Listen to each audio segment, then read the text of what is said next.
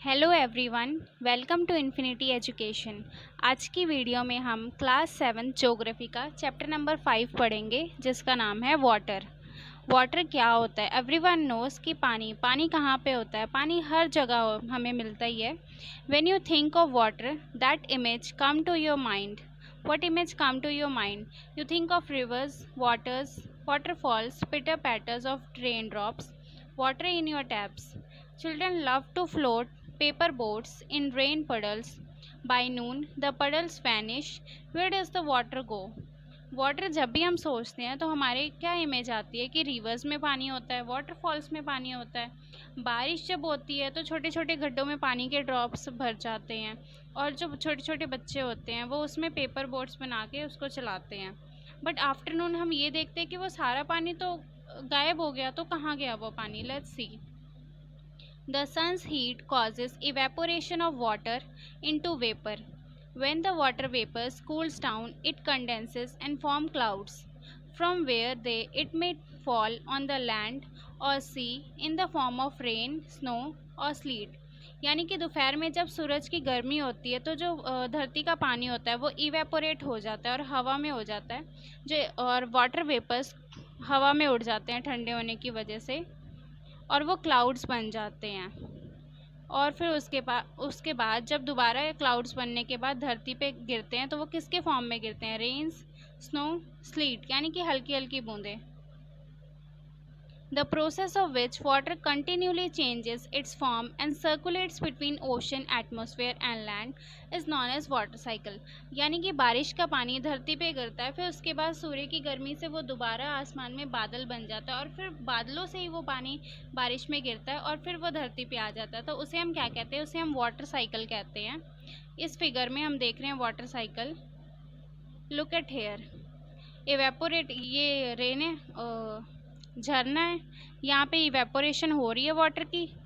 उसके बाद ये बादल बना, बादल से फिर बारिश के रूप में फिर नीचे आ गया उसी जगह पे। और earth is like a terrarium. Terrarium क्या होता है? टेरेरियम यहाँ पे दे रखा है कि मतलब एक जार के अंदर हमने थोड़ा सा पानी और मिट्टी डाली है, और उस जार को हमने अच्छे से बंद कर दिया है, और जो पानी उसमें है उसी के इवेपोरेशन से पौधों में पानी पड़ता जाएगा। तो अर्थ भी जस्ट लाइक दैट है। The same water that existed centuries ago still exist today. यानी कि सेंचुरीज से पहले जो पानी था वो अभी भी उतना ही है वहाँ पे। The water used to irrigate a field in Haryana may have flowed down the Amazon River 100 years ago। यानी कि जो पानी अब के टाइम पे हरियाणा में पौधों में डाला जा रहा है वो अमेजन रिवर से आया था 100 years ago। The major sources of fresh water are the rivers, ponds, springs and glaciers। यानी कि इन सब जगह से हमें fresh water मिलता है। The ocean bodies and the seas contain salty water. The water of the ocean is salty or saline large amount of as it contains large amount of dissolved salt. Most of the salt is sodium chloride or the common table salt that you eat। यानी कि ocean में जो पानी होता है वो खारा क्यों होता है? क्योंकि वहाँ उसमें नमक होता है। ओशंस और रिवर्स को भी देख लेते हैं हम कि हमारे वर्ल्ड में ओशंस और रिवर्स कितने हैं। Let's see. यहाँ पे कौन कौन सा सी है? Look at here. यहाँ पे है Black Sea, Salt Lake, Caribbean Sea, और अमेजन रिवर भी है यहाँ पे, लेक विक्टोरिया और अरेबियन सी, कैस्पिया सी। ऐसी बहुत सारी सीज और रिवर्स हैं यहाँ पे जो हमारे ग्लोब में हैं, जो हमें शो होती हैं। रिवर्स की वजह से पानी वगैरह हमारे धरती पे आता है। डिस्ट्रीब्यूशन ऑफ वाटर बॉडीज़, यानी कि हमारी धरती पे पानी तो बहुत है लेकिन वो कहाँ है, किस रेशो में है, अब वो पढ़ते हैं हम। We all know that 3/4 of Earth's surface is covered by water. If there is more water than land on this earth, why do so many countries face water scarcity? Is all the water on earth available to us? The following table gives the distribution of water in percentage क्या कह रहे हैं कि जो हमारा earth surface है वो 3/4 हिस्सा उसका पानी से कवर है, ये सबको पता है। बट इतना पानी होने के बावजूद भी हमारे बहुत सारी कंट्रीज़ में वाटर स्कैर्सिटी क्यों है? क्योंकि कहीं पे पानी है लेकिन वो पीने लायक पानी नहीं है। Let's see how.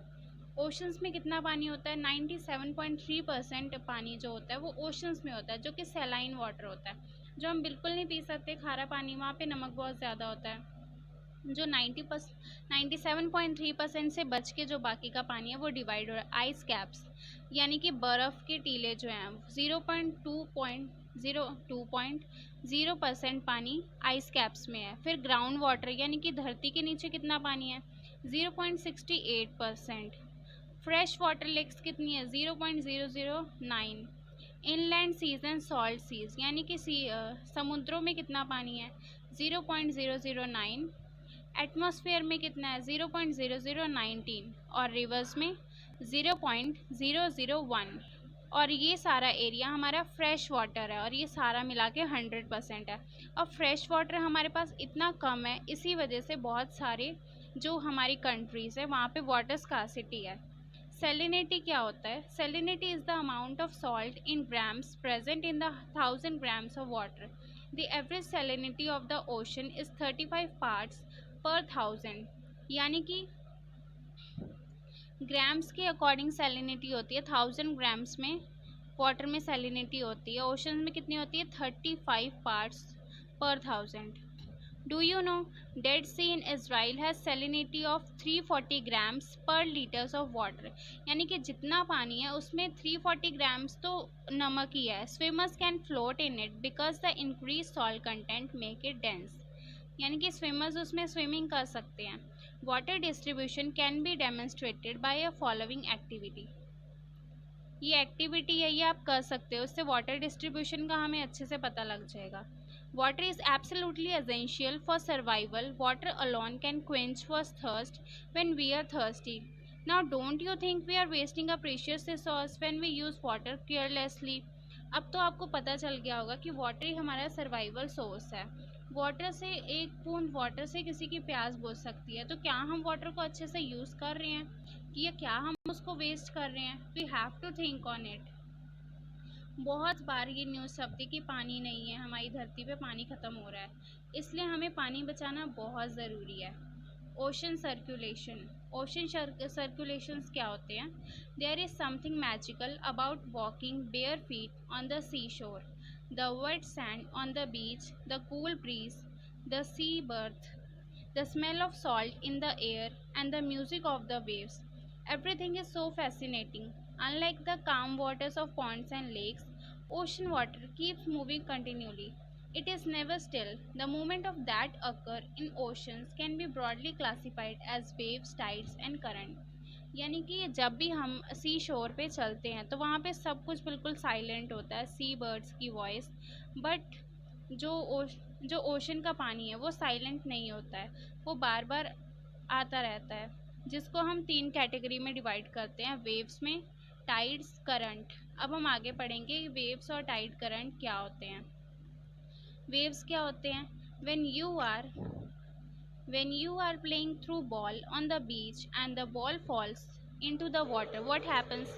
It is fun to watch how the ball get washed back to the shore by the waves. When the water on the surface of the ocean rises and falls alternately, they are called waves। यानी कि अगर हम ball से खेल रहे हैं और ball हमने बीच में फेंक दी तो वेव्स की वजह से ही वो बॉल दोबारा हमारे पास वापस आ जाएगी। दोबारा वेव्स का जाके वापस आने को ही पानी के, ओशन के पानी को हम वेव्स कहते हैं। During a storm, the winds blowing at very high speed form huge waves. These may cause tremendous destruction. An earthquake, a volcanic eruption, or underwater landslides can shift large amount of ocean water. यानी कि जब कभी आंधी तूफान आ जाता है तो जो वाटर में, ओशंस में जो वेव्स की स्पीड है वो और ज़्यादा बढ़ जाती है।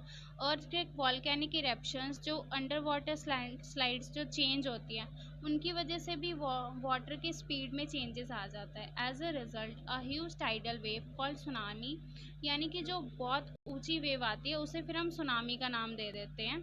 दैट में भी high as 15 metre is form. 15 metre तक की ऊंचाई तक की वेव जो बन जाती है वो सुनामी कहते हैं उसे। The largest tsunami ever measured was 150 metre high, यानी कि सबसे ज़्यादा ऊंची सुनामी अब तक कितने मीटर की आ चुकी है? 150 मीटर की।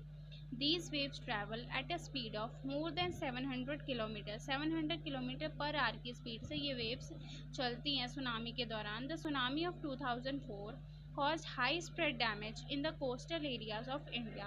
The Indra Point in the Andaman Nicobar Island got submerged after the tsunami.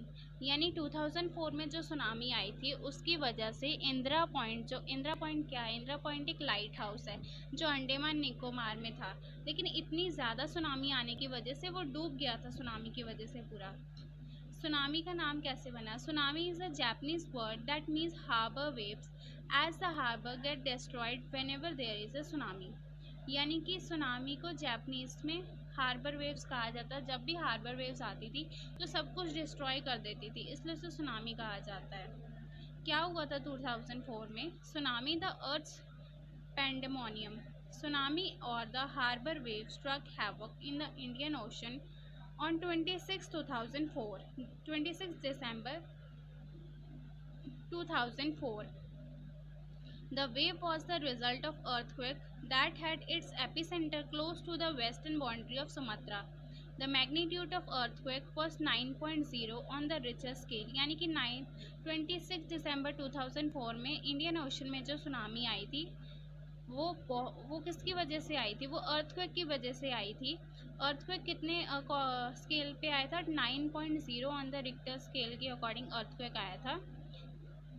As the Indian plate went under the Burma plate, there was a sudden movement on the sea floor causing the earthquake. यानी कि Indian plate थी वो Burma plate के नीचे चली गई, जिसकी वजह से सी फ्लोर पे मूवमेंट हुआ और उससे अर्थक्वेक आ गया। The ocean floor was displaced by about 10 to 20 metre, यानी कि ओशन का जो मेन एरिया था वो 10-20 मीटर से और आगे आ गया था। And tilted in a downward direction, और नीचे की तरफ को वो झुक गया था। The huge mass of ocean water flowed to fill in the gap that was being created by displacement. This marked the withdrawal of water mass from the coastal areas of land masses in the south and southeast areas. यानी कि south east Asia और south के जो coastal areas थे उनको भी बहुत problem हुई सुनामी की वजह से। After thrusting of Indian plate below the Burma plate, the water mass rushed back towards the coastal line, यानी कि कोस्टल लाइन की तरफ ओशंस का सारा पानी चला गया था। Tsunami travelled at a speed of about 800 kilometre, 800 kilometre प्रति आवर की स्पीड से सुनामी चल रही थी। Comparable to the speed of commercial aircraft, यानी कि जितना तेज़ एक एयरक्राफ्ट उड़ता है बिल्कुल उतनी ही स्पीड में सुनामी आई थी। And completely washed away some of the island in Indian Ocean. Indian Ocean के बहुत सारे जो आइलैंड्स थे उन सबको उसने अपनी तरफ बहाव से ले गई थी tsunami. The Indian point, the Indira point in the Andaman and Nicobar Island that mark the southernmost point of the India got completely submerged. यानी कि अंडमान निकोबार में इंदिरा पॉइंट नाम का जो लाइट हाउस था वो भी बिल्कुल डूब गया था। As the wave move from earthquake epicentre from Sumatra towards the Andaman island and Sri Lanka, the wavelength decreased with decreasing depth of the water, यानी कि पानी की वजह से गहराई आ गई थी धरती पे। The travel speed also decline from 700 to 900 kilometres, यानी कि स्पीड जो थी वो 700 से 900 kilometre per hour to less then 70 kilometre, यानी कि टाइम के साथ उसकी स्पीड भी कम हो गई थी। Tsunami wave travelled up to depth of 3 kilometres, 3 kilometres की गहराई तक सुनामी गई थी। From the coast killing more than 10,000 people and affected more than lakh of houses, यानी कि सुनामी की वजह से 10,000 से ज़्यादा लोगों को प्रॉब्लम हुई थी और घर भी उनके बहुत सारे हो गए। In India the worst affected were the coastal areas of Andhra Pradesh, Tamil Nadu, Kerala, Puducherry and the Andaman and Nicobar.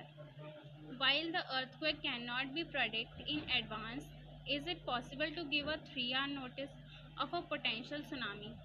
Such early warning symptoms are in place across the Pacific Ocean, but not in the but not in the Indian Ocean. Tsunamis are rare in the Pacific Ocean as seismic activity is less as compare to the Pacific. यानी कि अगर earthquake आ रहे हैं तो क्या हम उनको पहले से प्रेडिक्ट कर सकते हैं? हाँ, 3 घंटे पहले से हम प्रेडिक्ट कर सकते हैं कि अर्थक्वेक आने वाला है, तो उसके अकॉर्डिंग हम सारे पैसिफिक ओशन एरियाज़ को वार्निंग दे सकते हैं। टॉपिक यहीं पे ख़त्म होता है, बाकी का टॉपिक हम नेक्स्ट वीडियो में करेंगे। अगर आपको हमारी वीडियो अच्छी लग रही है तो फटाफट लाइक कर दो और सब्सक्राइब कर दो ताकि नेक्स्ट वीडियो आपको सबसे पहले पता लग जाए। Thanks a lot.